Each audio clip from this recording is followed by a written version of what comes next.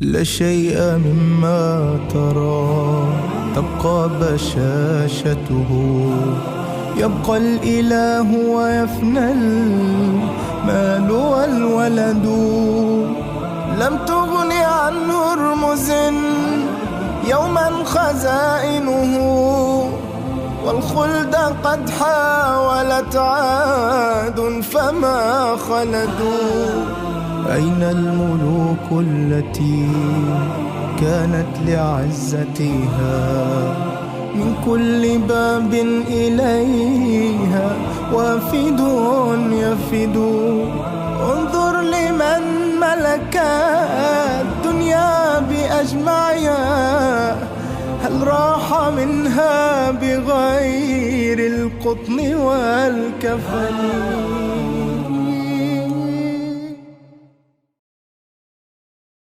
تو را از قیامت می‌پرسند که چه وقت واقع می‌شود. از یاد کردن آن تو را چه کار است؟ منتهای آن نزد پروردگار توست. جز این نیست که تو کسانی را که از آن روز بترسند بیم می‌دهی چون آن را ببینند. پندارند در این جهان جز یک شامگاه یا چاشت درنگ نکردند. الله تعالی احوال مردم در روز قیامت را این چنین بیان کرد و پروردگارمان برای ما این چنین بیان کرد که همانا دانستن وقت برپایی قیامت فقط نزد اوست، نه فرشته مقرب به درگاه و نه پیامبر صاحب رسالتی می‌داند که چه هنگام قیامت برپا می شود. جبرئیل از پیامبر صلی الله علیه و آله و سلم سوال می کند که قیامت چه موقع است؟ می‌فرماید سوال شونده از سوال کننده آگاه تر نیست. هنگامی که الله تعالی به اسرافیل امر می کند که در صور بدمد، چون یک بار در صور دمیده شود و در صور دمیده شود، پس هر که در آسمان ها و هر که در زمین است جز آنها که او بخواهد بیهوش می شوند و بار دیگر در آن دمیده می شود. ناگهان از جای بر می خیزند و می نگرند. جن، انس، حیوانات، پرنده ها، درنده ها، فرشته ها. پس هر که در آسمان ها و هر که در زمین است جز آنها که او بخواهد بیهوش می شوند. هرچه بر روی زمین است دستخوش فناست. پاک و منزه است الله تعالی. اسرافیل را که صور را در دست گرفته امر می کند که در آن بدمد. پس اگر اسرافیل در صور بدمد، هر آن که در آسمان و زمین است بیهوش می شود. پس الله تعالی به ملک الموت می گوید که چه کسی باقی مانده؟ می گوید جبرئیل، میکائیل و اسرافیل و من باقی ماندیم و تو که حی و زنده هستی و هرگز نمی میری. پس الله می گوید ای ملک الموت، روح جبرئیل و میکائیل و اسرافیل را بگیر. پس ملک الموت ارواح آنها را قبض می کند. پس الله تعالی به او می گوید که چه کسی باقی مانده؟ می گوید که تو باقی ماندی که زنده هستی و هرگز نمی میری. پس الله تعالی به ملک الموت می گوید که جان خود را بگیر. پس ملک الموت جان خود را قبض می کند و کسی بجز الله که حی و زنده است نمی ماند. جن و انس مردند. دائمی بودن بقا و عزت و کبریا و عظمت از آن اوست و همه بندگان خود را در دایره فنا نهاد و آنچه بخواهد را بر آنها می نویسد، این که اهل سعادت باشند یا اهل شقاوت. زنده‌ای که هرگز نمی میرد. پاک و منزه است، ملک با عظمت اوست که باقی می ماند. پروردگار ما عز و جل باقی می ماند. پس الله تعالی می فرماید من پادشاه هستم. جباران کجایند؟ متکبران کجایند؟ ملک از آن کیست؟ پس هیچ کسی جوابش را نمی دهد. پس خود جواب می دهد و می گوید از آن الله واحد و قهار است. سپس مردم مابین دمیدن اول و دوم 40 تا میمانند. به ابو هریره که راوی حدیث است گفته می شود که 40 سال؟ گفت نمیتوانم بگویم. گفته شد که 40 ماه؟ گفت نمیتوانم. 40 روز؟ گفت نمیتوانم بگویم. یعنی نمیدانم، به همین خاطر نمیتوانم. نمیدانم که بین دو دمیدن در سور 40 سال است یا 40 ماه یا 40 هفته یا 40 روز، نمیدانم. اما پیامبر صلی الله علیه و آله و سلم فرمودند بین دو دمیدن در سور 40 تا فاصله است. بار اول در سور دمیده شد، پس هر آن کس که در آسمان و زمین است بیهوش شد. سپس الله تعالی به دمیدن دوم امر می کند.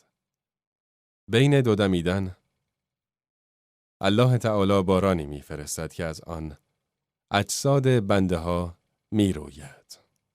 کسانی که از هزاران سال مردند و از آنها بجز عجب الذنب در قبرشان باقی نمانده است. عجب الذنب آخرین مهره از ستون فقرات است. آخرین مهره. آن بذری خواهد شد که جسد از آن می روید. همانند گیاه تراتیس.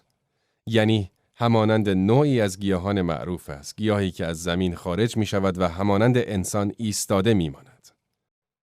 الله تعالی می فرماید و در سور دمیده شود، پس هر آن که در آسمان ها و زمین است جز آنها که او بخواهد بیهوش می شوند و بار دیگر در آن دمیده می شود. ناگهان از جای برمیخیزند. صدا می زنند وای بر ما. اینان انتظار یک بانگ سهمناک را می برند تا بدان هنگام که سرگرم ستیزه هستند فرو گیردشان. یعنی در حالی که با هم منازعه می کنند دمیدن اول آنها را در بر می گیرد. آنچنان که یارای وصیتی نداشته باشند و نتوانند نزد کسان خیش بازگردند و آنان از قبور بیرون می آیند. قبری در کوه و قبری در دشت و ممکن است بعضی را درندگان خورده باشند و بعضی را ممکن است ماهی ها در دریا خورده باشند. هر انسان و هر جسدی حال خود را دارد و از قبر بیرون می آیند. جسدی در قبر و جسدی در شکم ماهی و جسدی در ته دریا. همه از قبرهایشان بیرون می آیند. پس به یکدیگر نگاه می کنند و می گویند وای بر ما. چه کسی ما را از خوابگاه هایمان برانگیخت؟ به آنها گفته می شود این همان وعده خدای رحمان است. و پیامبران راست گفتند. جز یک بانگ سهمناک نخواهد بود. بار دوم در سور دمیده می شود. در حالی که آنها پا برهنه و عریان و بدون ختنه هستند، همان گونه که برای نخستین بار آفرینش را آغاز کردیم، آن را دوباره تکرار می. و این همان وعده خدای رحمان است و پیامبرمان راست آنها از قبور خود خارج می شوند. اما چه کسی قبل از همه بیدار می شود؟ مردی از یهود وارد مدینه شد و با مردی از مسلمانان برای خرید چیزی شروع به مذاکره کرد. پس آن یهودی به مرد مسلمان گفت نه، قسم به کسی که موسی را بر سایر بشر برتری داد. پس مرد مسلمان تعجب کرد، چرا که می‌دانست همانا کسی که برتر از همه پیامبران است محمد صلی الله علیه و آله و سلم است. پس در گوش او زد و گفت بلکه محمد را بر سایر انسانها برتری داد. و مرد یهودی خشمگین شد، می‌خواست که شکایت کند، اما نزد چه کسی؟ پس نزد محمد صلی الله علیه و آله و سلم رفت که از این مسلمان شکایت کند، از این مسلمانی که در دفاع از رسول الله در گوش او زد. پس پیامبر اکرم وارد شد و گفت که من با فلانی خرید و فروش می کردم. پس گفتم قسم به کسی که موسی را بر سایر انسانها برتری داده. پس مرد مسلمان گفت ای رسول الله، بلکه الله تو را بر انسانها برتری داده. سپس پیامبر صلی الله علیه و آله و سلم به هنگام دمیدن دوم در سور سلام و صلوات الله بر او باد، در حالی که دمیدن در سور را ذکر کرد فرمود پس من از جا برمیخیزم. سلام و صلوات الله بر او باد از قبر خود زنده می شود، همان گونه که دیگر مردم زنده می شوند. در حالی که موسی یک پایه از پایه‌های عرش را گرفته، پس نمیدانم آیا او قبل از من بیدار شد یا بعد از من، یعنی در هنگام دمیدن دوم در سور آیا موسی بیدار شد بعد از آن من بیدار شدم یا قبل از آن؟ نفخ طور چیست؟ موسی علیه السلام قوم خود را رها کرد تا اینکه تورات را دریافت کند و الله تعالی تورات را با دست خود برای موسی نوشت. پس موسی علیه السلام رفت تا تورات را دریافت کند. پس الله تعالی با او سخن گفت. چون موسی به میعادگاه ما آمد و پروردگارش با او سخن گفت، موسی از کلام با الله انس گرفت. با این صحیفه های مطهر و با عظمت در بین دستان خود مأنوس گردید. گفت ای پروردگار من، بنمای تا در تو نظر کنم. اینقدر برای تو نماز خواندم و عبادت کردم و به درگاه تو تقرب جستم و در راه تو سختی دیدم. آنقدر به تو مشتاق شدم و آنقدر تو را دعا کردم و آنقدر از تو ترسیدم و تو را دوست داشتم و در پیشگاه تو گریستم. پروردگارا، میخواهم تو را ببینم. گفت ای پروردگار من، بنمای تا در تو نظر کنم. این کوه کر و سر به فلک کشیده، صخره‌های غلیظ و زمخت، اگر توانست دیدن الله عظیم و جلیل را تحمل کند، پس تو نیز خواهی دید. پس موسی شروع به نگاه کردن به کوه کرد. به این سنگ‌ها و صخره‌های عظیم نگاه کرد. چون پروردگارش بر کوه تجلی کرد، کوه را خرد کرد و موسی بیهوش افتاد. پس هنگامی که بیدار شد، گفت چون به هوش آمد، گفت تو منزهی، به تو بازگشتم و من نخستین مؤمنانم. تو منزهی، به تو بازگشتم و من نخستین مؤمنانم. تو منزهی، به تو بازگشتم و من نخستین مؤمنانم. تو منزهی، به تو بازگشتم و من نخستین مؤمنانم. گفت ای موسی، من تو را به پیام هایم و سخن گفتنم از میان مردم برگزیدم. پس آنچه را به تو دادم فراگیر و سپاس گزاران باش. برای او در آن الواح هر گونه اندرز و تفصیل را به صورت کامل نوشتیم. موسی علیه السلام از دیدن متلاشی شدن کوه بیهوش شد. هنگامی که الله بر کوه تجلی کرد، موسی بیهوش شد. پس پیامبر ما صلی الله علیه و آله و سلم میگوید نمیدانم هنگامی که بار دوم در سور دمیده می شود و مردم بلند شدند و من برخاستم میبینم که موسی به یکی از پایه‌های عرش را گرفته است.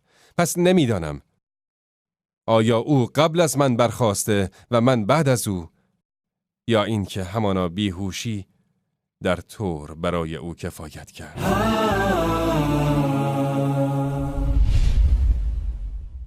پیامبر ما صلی الله علیه و آله و سلم از قبر مبارک خود بیدار می شود. ابوبکر بیدار می شود. عمر بیدار می شود. عثمان بیدار می شود. علی، طلحه، زبیر، انس، ابو هریره، صحابه‌ای که یار پیامبر صلی الله علیه و آله و سلم بودند بیدار می شوند و ابراهیم علیه السلام از قبر خود به هوش می آید و موسی علیه السلام از قبر خود بیدار می شود. لوط، صالح، هود، شعیب، الیسع، یوشع، الیاسین، همه پیامبران از قبور خود بیدار می شوند و همچنین فرعون و قارون و نمرود و ابو لهب و ابو جهل و امیه بن خلف و ابی بن خلف از قبور خود بیدار می شوند. اما مؤمنان را پریشانی بزرگ اندوهگین نمی کند و فرشتگان به استقبالشان می آیند. این همان روزی است که به شما وعده داده می شد. امروز روز پاداش است. امروز روز جزا است. امروز روز خوشحالی است. امروز روز خوشبختی است.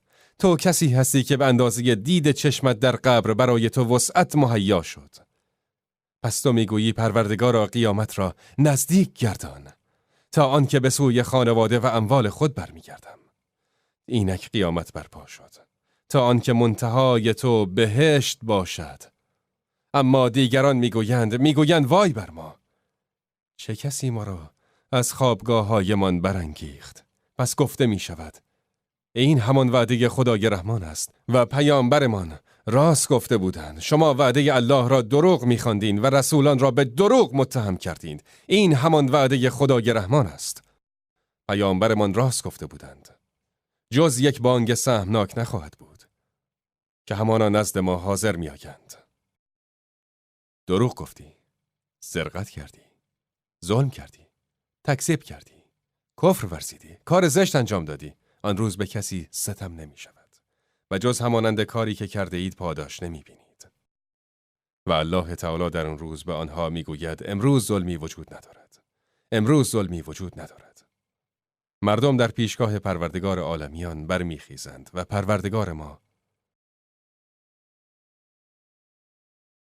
عز و جل از آسمان برای جدایی بین بندگان خود نازل می شود. عرش او را 8 تا بلند می کنند. عرش الله تعالی عظیم است. عرش الله تعالی عظیم است. سلام و صلوات الله بر او باد فرمود. آسمان ها و زمین در مقابل کرسی همانند حلقه است که در صحرا انداخته شده. همان گونه که اگر حلقه را بیاوری و در صحرایی بیندازی، این حجم آسمان ها و زمین به نسبت کرسی است و کرسی در مقابل عرش همانند دانه‌ای در داخل دست است. عرش الله تعالی عظیم است. عرش الله تعالی بسیار عظیم است. و فرشته‌هایی عظمت آن را حمل می کنند. پس او پروردگار عرش عظیم است. الله سبحان و تعالی برای قضاوت و جدایی بین بندگان خود نزول می کند. در حالی که در بین آنها عرب و عجم وجود دارد و در بین آنها سیاه و سفید و سرخ و زرد وجود دارد. انواع مختلفی هستند. در بین آنها کسانی هستند که کوچک از دنیا رفتند و در بین آنها کسانی هستند که بزرگ از دنیا رفتند. بیگمان زلزله قیامت چیز بزرگی است. روزی که آن را ببینید هر شیردهی از آن که شیرش می‌دهد غافل می‌شود و هر مادر بارداری سخت جنین می‌کند و مردم را مست می‌بینی حالان که مست نیستند. بلکه عذاب خدا بسیار سخت است. روزی که سر خردسالان سفید می شود، هیچ گونه خویشاوند و نسبتی در میان آنان نمی ماند و در آن روز از همدیگر نمی پرسند. روزی که آدمی از برادرش می گریزد و از مادرش و پدرش و از زنش و فرزندانش. هر کس را در آن روز کاری است که به خود مشغولش دارد. چهره‌هایی در آن روز درخشانند، خندانند و شادانند و چهره‌هایی در آن روز غبارآلودند. الله تعالی برای جدایی افکندن با قضاوت بین بندگان نزول می کند. مردم منتظر قضاوت هستند و خورشید به خلایق نزدیک می شود تا آنکه فاصله آن از آنها به مقدار 1 میل می شود. راوی میگوید نمیدانم آیا منظور از آن 1 میل مسافت زمین است یا اینکه میله سرمه است. میله سرمه ممکن است از طول انگشت بلندتر نباشد. نمیدانم آیا منظور از آن 1 میل مسافت زمین است یا آنکه میله سرمه است. و مردم عرق می کنند و عرق آنها به اندازه اعمال آنهاست. پس چگونه پروردگارمان با قضاوت بین آنها جدایی می افکند و چگونه مردم توسط پیامبران نزد پروردگارمان شفاعت می جویند و چگونه اعمال بندگان وزن می شوند و صحیفه های اعمال چگونه به پرواز در می آیند. به الله قسم همه اینها دارای خبری بس بزرگ است. لشيء مما ترى تبقى بشاشته يبقى الإله ويفنى المال والولد لم تغن عن هرمز يوما خزائنه والخلد قد حاولت عاد فما خلدوا. أين الملوك التي كانت لعزتها من كل باب إليها وافد يفد. انظر لمن ملك الدنيا بأجمعها هل راح منها بغير القطن والكفن. لا شيء مما ترى تبقى بشاشته يبقى الإله ويفنى المال والولد لم تغن عن هرمز يوما خزائنه